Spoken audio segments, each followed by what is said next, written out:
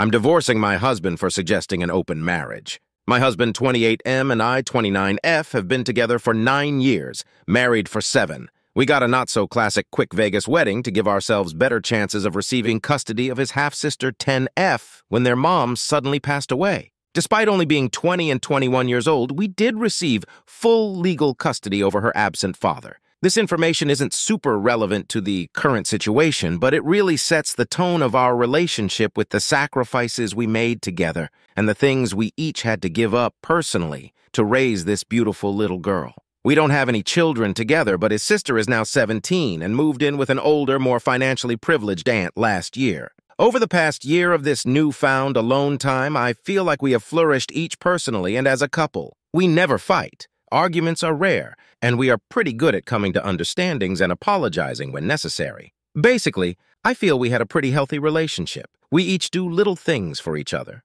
I receive flowers no less than 10 times a year.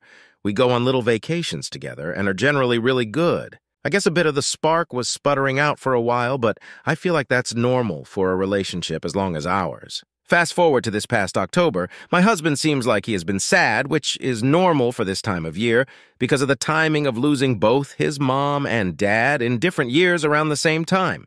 The holidays are tough for him, so I get it and try to be there for him. He had previously planned an attempt because of family issues before we met, so I take his mental health very seriously.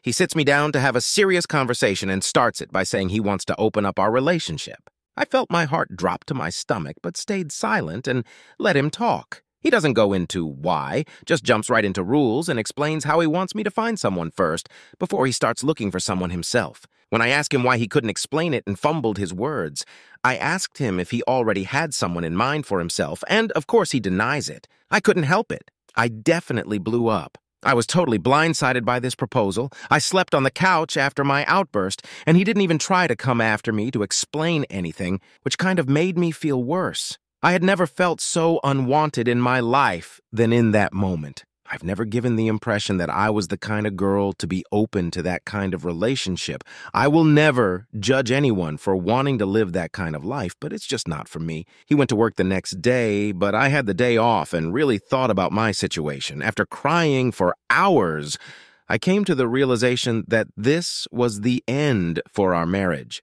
Even suggesting an open marriage was a deal breaker for me, I realized. While he was still at work, I moved all his stuff out of our bedroom into his sister's old room, technically a spare room now. He comes home from work, ready to talk it out. After talking through more of why he wants this, I've come to realize several things. He is way naughtier than he lets on and is disappointed with our bedroom life. He knows I'm not on the same level and doesn't want to push me past my boundaries to try things he knows I won't like. When I asked how he knows I won't like to try these new things, he explains they are an escalation of things he already knows I'm not down for, but won't go into specifics. He also is unhappy with how infrequently we have it, but has never really put in the effort to change anything regarding it, just complained over and over and expected me to just be ready to do the deed any minute of the day. He feels we have nothing in common now that his sister is gone.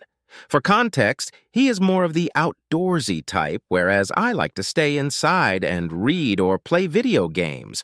I do venture out once in a while to do things he likes together and do genuinely enjoy them myself when I go like kayaking and skiing. I do understand that it isn't as often as he would like, though. Because we got married so young, there are a lot of things neither of us really got to experience or try. He is mourning the loss of his young 20s and never getting to sleep around and explore his desires. Part of the rules he explained was that we wouldn't technically be sleeping around with whoever we wanted. He called it an open marriage, but described it more as polyamory, where we would each have a boyfriend or girlfriend of our own that we went on dates and did things together, someone we were each allowed to love and be with intimately. An emotional connection was pivotal for him, which broke my heart to pieces. During our talk, I told him I would never be able to look at him the same. I would never be enough for him, and he was basically trying to get a pass for guilt-free cheating in my eyes. I told him it sounded like he wanted to be with someone else without ever leaving the comfort of his marriage,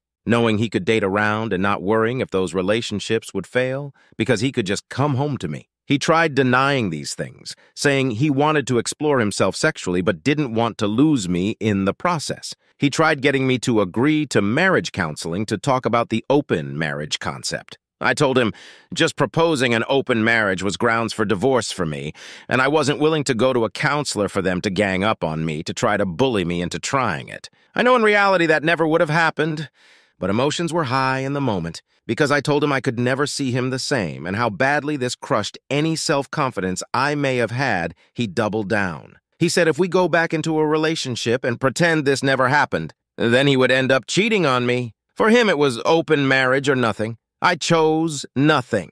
Divorce papers were filed exactly 1 week later. He was very hurt that I could jump right to divorce and kick him out of our bedroom so fast. But I refused to be a second choice or have to fight for his attention. I can't believe he's okay with the idea of another person being inside of me. He is willing to just give me up to explore his options? I can't believe I wasted so much of my time with him, helping him heal his family and raise his sister. I feel completely used. Any advice? Did I overreact? What would you do? Next story. My lover got another girl pregnant, but we were the ones cheating. In 2010, an acquaintance asked me to go work for him selling door-to-door vacuums. I had just lost my job and was desperate. He told me that he planned to run the office soon and I would be sure to sell. I also thought he was cute and believed I had a chance with him. On my first day, I find out he was already dating someone in the same office. She was not very pretty. She was always smiling, which really got on my nerves. It felt so fake. When she wasn't working, she was reading. It was as if she thought she was better than me. She was promoted in the organization and spent less time with her boyfriend. We worked from sunup to sundown Mondays through Saturdays. At that point, he and I began flirting. At first, it was small little things, a little smile here and there. He would let me ride passenger with him when we drove around looking for houses to sell vacuums. I had no loyalties to the girlfriend. Besides, like I said, she got on my nerves. One day, she and the guy get into an argument, and the guy and I were sent to an area far from where the office was. This meant we needed to get a hotel. We spent Valentine's Day together and had a wonderful time. When we got back, he broke it off with her and decided to stay with me. A few days later, she tells him she is pregnant. I thought she was lying. Apparently, it was true. At first, he stayed loyal to me, and I must admit I was not mature about it. I would throw it in her face that he was with me whenever I had a chance. As her belly grew, he grew distant. I realized that he was trying to work things with his pregnant ex. He even humiliated me in front of my coworkers when he told me we were not together. I was so confused. Later, I found out why, and I was not going to let him or her get away with humiliating me like this. The day before their first sonogram, I went to his house. They did not live together. She owned a condo and he lived in a community house with other salesmen. They were planning to move in together once she got rid of her roommates. I went to his place. We had drinks and ended up spending the night together. In the morning, the girlfriend called. He was in the shower, so I answered his phone. When I told her he was in the shower, she flipped. It was so satisfying. I just wish I could have seen her face ugly crying. She quit her job, so I didn't get to throw it in her face that I had won. In a week's time, she moved out of her condo, sold her car, and moved in with her parents. In a week's time, I had ruined her life. She had no home, no car, no boyfriend, and a baby on the way. I had won. I knew I had finally taken that stupid, toothy smile away from good. My now boyfriend was upset that he didn't know where his baby was, though. We decided we were going to take the baby as well. How dare she leave without telling the father where his baby was? I knew we had to have some legal recourse in the matter. We knew which state she was in, and eventually she would ask for child support, and that would be our chance.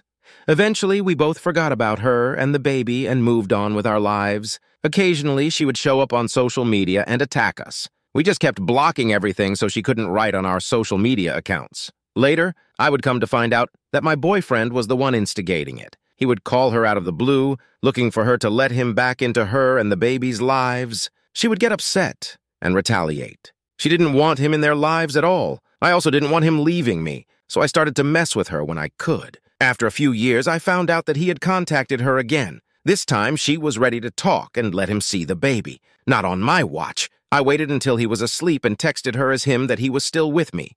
She wrote back that not only was she married, but she also didn't want him back. She just wanted to do the right thing for her son. But since I had already threatened to take her son from her, she changed her mind. She also sent him screenshots of my message to him and told him to kick rocks. Well, after 7 years, I realized he was scum.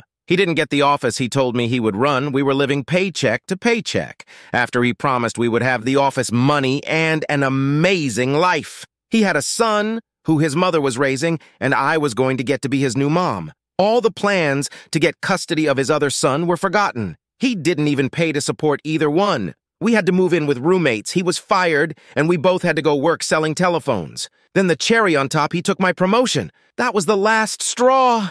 7 years wasted on this idiot.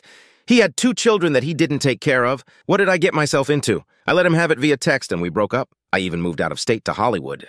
No, not that Hollywood. Florida. Now, I am 46 and feel like I wasted a huge chunk of my life on this man. I decided to make the most of it. I traveled, had a lot of fun, visited my family, made new friends, and tried to pick up the pieces of my life. As the holidays got close this year, I wondered what happened to his ex. I did a deep dive into her life. I found out she got the life she was expecting with her ex. She got the life I expected with my ex. She became an executive in an amusement park and sells homemade marshmallows on the side for fun. Her husband has a business flipping houses. They are both raising the little boy, now a teenager. They are always camping, hiking, and RVing all over the U.S. She still has that stupid toothy smile after all. And I realized I'm alone for another holiday. Not quite alone. I do have my family that I visit when I can. I ruined this girl's life, and she was able to not just move forward, but thrived. That's when I realized I was paying for the consequences of my actions. I wanted to win so bad, but all I got was a consolation prize. I took her problem RX and made it my problem. If they would have stayed together, they would have been the ones living paycheck to paycheck, and perhaps I would have met my Prince Charming. I know that karma is a bitch, but I think I paid for my mistakes. Sometimes I wonder, can I be redeemed?